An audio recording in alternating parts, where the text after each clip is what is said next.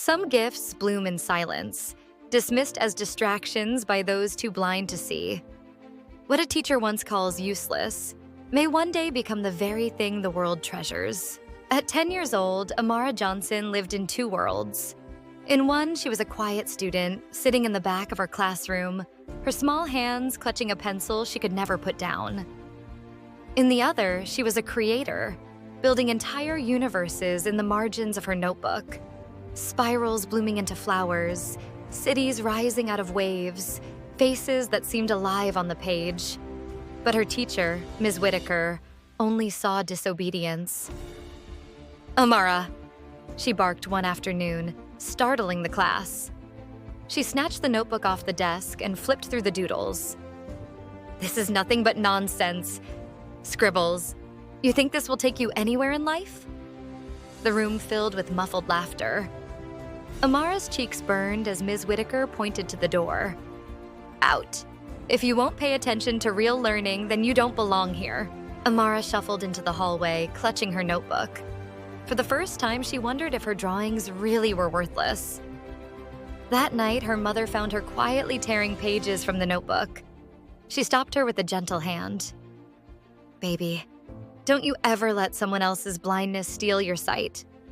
What they call useless might just be your gift. And gifts don't disappear just because others don't believe."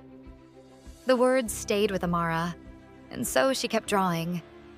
Through the whispers, the doubt, the laughter, she drew. 7 years later, the gallery buzzed with soft music and polite conversation.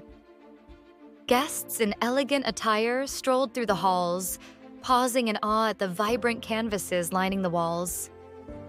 The artist had become something of a mystery, a 17-year-old prodigy whose doodle-like patterns were now celebrated as bold, imaginative art. Collectors spoke of her work as youth transformed into genius. Critics compared her to legends. Ms. Whitaker entered the gallery that evening with a friend. She didn't know much about art, but she had heard of the exhibit. "Some teenager making waves," her friend had told her. "You'll love it." At first, she wasn't paying attention. She admired the polished crowd, the soft lights, the clink of glasses. But when her eyes drifted to the first canvas, her chest tightened. It was a swirl of spirals forming a skyline. Her breath caught. She moved to the next piece.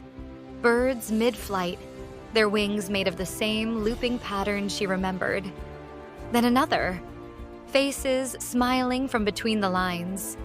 Familiar as if lifted from the pages of a notebook she once held in her hands. "No," she whispered. And then she saw the plaque. The art of Amara Johnson. Her knees nearly buckled. Memories came rushing back. The scoldings, the humiliation, the way she'd sent the little girl out into the hallway.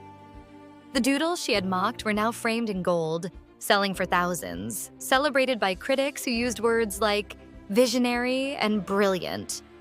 Across the gallery, Amara herself appeared, moving gracefully through the crowd. Taller now, confident, her once nervous hands now shaking the hands of collectors and signing autographs. Her smile was radiant yet steady, the smile of someone who had walked through fire and emerged stronger. Ms. Whitaker froze as Amara's eyes found hers. For a moment, the crowd disappeared. Teacher and former students stood across the room, history pressing heavy between them. Ms. Whitaker forced a weak smile. "Amara, I always knew you had talent." Amara tilted her head, her voice calm but firm. "No, you told me my art was useless. You made me stand outside because I dared to see the world differently." She gestured toward the paintings glowing under the lights. "But you were wrong. The world sees what you couldn't." The silence that followed was louder than any applause. Ms. Whitaker lowered her gaze, shrinking beneath the weight of her own words from years ago. Around them, the crowd leaned closer, catching every syllable. Amara turned away, joining the guests who celebrated her. She no longer carried the shame of that hallway, only the proof that she had turned it into triumph. Her doodles, once dismissed as worthless, were now priceless. And the teacher who scolded her was left standing in the gallery, face to face with the brilliance she had once tried to erase.